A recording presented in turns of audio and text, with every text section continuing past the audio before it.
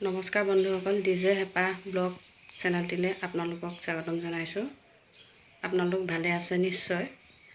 মই আজি লৈ আহিছোঁ কাচকলৰ চাটনি আৰু ৰঙালাও কুমলীয়া পাতৰ চাটনি পিচিবলৈ লৈছোঁ। এয়া মই প্ৰথমতে এইখিনি ৰঙালাও পাতখিনি মিহি মিহিকৈ কাটি ল'ব, তেতিয়া পিচিবলৈ ধুনীয়া হয়।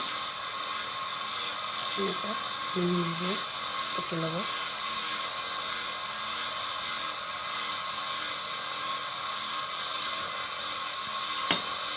ইয়াতে দিম মই এতিয়া নহৰু কেইটামান,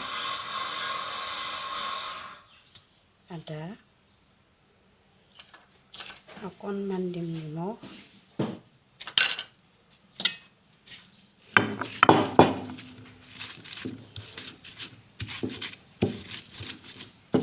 জলকীয়া দুটা দি দিওঁ।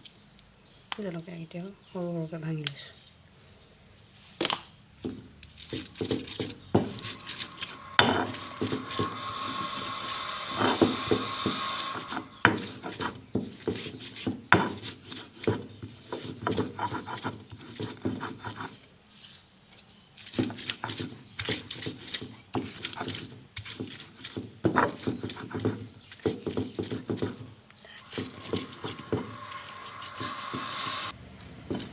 এয়া মই এইখিনি চাটনি প্ৰায় হৈছে, এইখিনি পিচি হৈছে।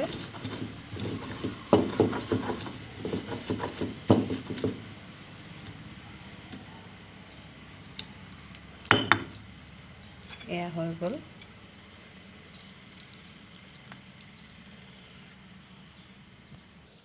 এতিয়া মই কাচকলৰ বাকলিকেইটা লৈছোঁ। কাচকলৰ বাকলিকেইটাও সেই আগৰ ধৰণে এনেদৰে মিহি মিহিকৈ কাটি ল'ম, তেতিয়া পিহিবলৈ ধুনীয়া হয়।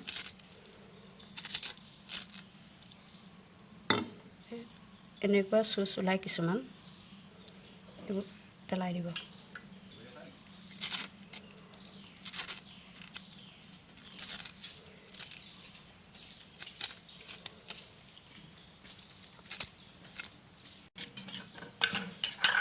ইয়াতো মই নিমখ, সোৱাদ অনুসৰি নিমখ, আদা, জলকীয়া, নহৰু, জলকীয়াকেইটা সৰুকৈ ভাঙি ল'ম।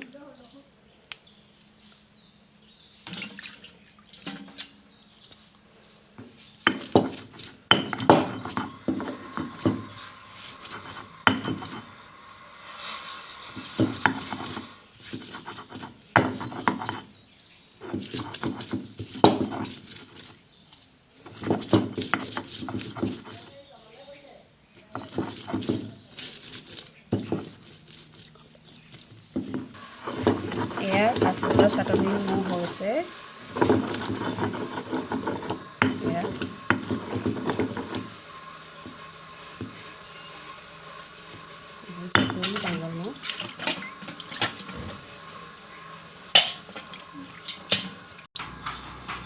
এয়া মোৰ চাটনি ৰেডি হৈ গ'ল, লগতে সম্পূৰ্ণ থালিখন দেখুৱাই দিছোঁ আজি আপোনালোকক। এয়া মোৰ কাচকলৰ বাকলি চাটনি, এয়া ৰঙালাও কুমলীয়া পাতৰ চাটনি, এয়া হৈছে মচুৰ দালিৰ লগত লাও, ভাত, এইখিনি কাচকলৰ ভাজি, এইখিনি পোৰা আলু পিটিকা।